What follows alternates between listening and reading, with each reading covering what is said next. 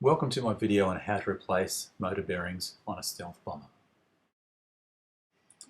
The methods shown in this video are not meant to portray best practice, but merely just to show how a bearing replacement can easily be done in a basic workshop with basic tools.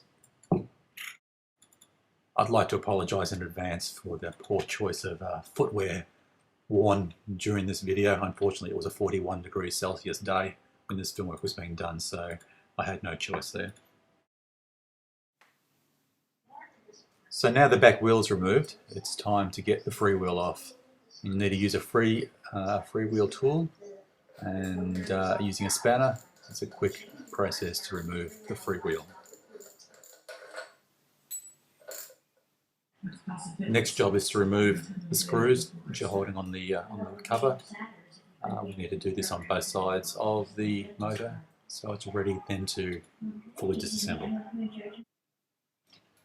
Removing the cover can be done very simply and doesn't need a puller to carry out the process.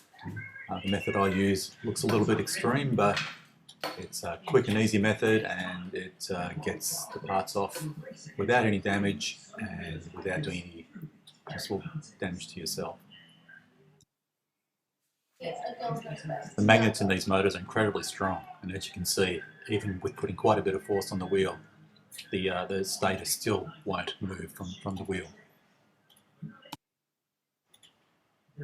So again, with the aid of gravity, we can get the stator to break free of the magnets, and with one quick action, the stator is now in a position where we can simply pull it out of the wheel. Next job is to extract the bearings from the motor covers. The way I do this is I have a piece of wood with a hole drilled in it, which is big enough for the bearing to drop through. I place this on a hard concrete floor, and once I place the bearing cover on top of that piece of wood, I then use a drift and hammer to remove the bearing. You'll find that it's actually very hard to get the bearings out. You have to give it a good whack. I mean, I'm only just showing you the process here, but you really have to put your back into it to get these bearings out of these motors. Both covers have now had the old bearings removed, ready for the new bearings to be installed.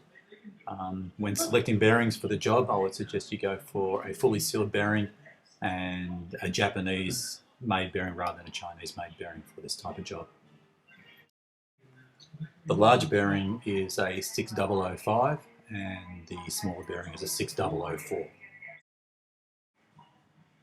I found the press fit tolerances for the motor bearing housings were too tight, and every time you press the bearing in, the bearing actually became quite rough due to the compression.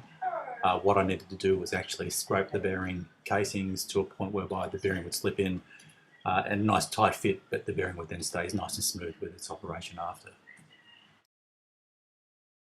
Ideally, a press should be used to install the bearings into the motor cases, but if you don't have a press, then it can be done quite successfully using a soft mallet, say a copper mallet or something like that, and making sure that you only tap the outer part of the race. Make sure that when the bearings are installed, they go all the way down until they are flush with the case itself. At this point, it's a good idea to check your phase wires where they go through the axle. Quite often the phase wires can get cut or damaged where the actual bearing is sitting against the actual wires themselves. In my case, you could see the insulation was cut slightly, but certainly the wiring wasn't damaged. It's then just a simple matter of installing some new heat shrink over the top of the phase cables and then using some high temperature silicone to hold it in place. At this stage, it's a good idea to actually test fit the hub casings to make sure that they slide over the shaft and over the wire nice and neatly without putting too much stress or force on the wiring. Quite often when you put the heat shrink on, you can end up with too much heat shrink and it ends up being too tight to get on. You should hear a nice snap or click as you pull the case back onto the bearing.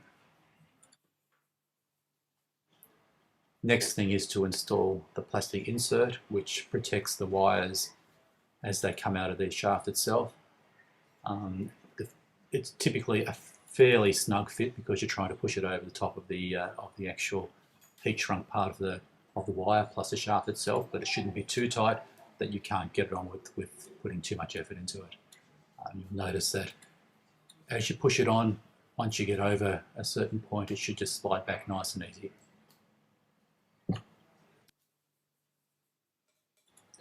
Next, we reinstall the freewheel motor casing and simply tighten that down in an even fashion. Make sure the flange goes in nice and neatly. Also at this stage, make sure you have put on the right side of the wheel. It's an easy mistake to put the wrong cover on the wrong side.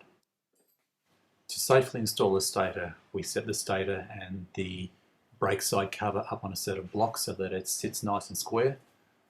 We then take the wheel and bring it up to the motor, line it up over the top of the shaft and bring it slowly down until the magnets pick it up and drop it into position.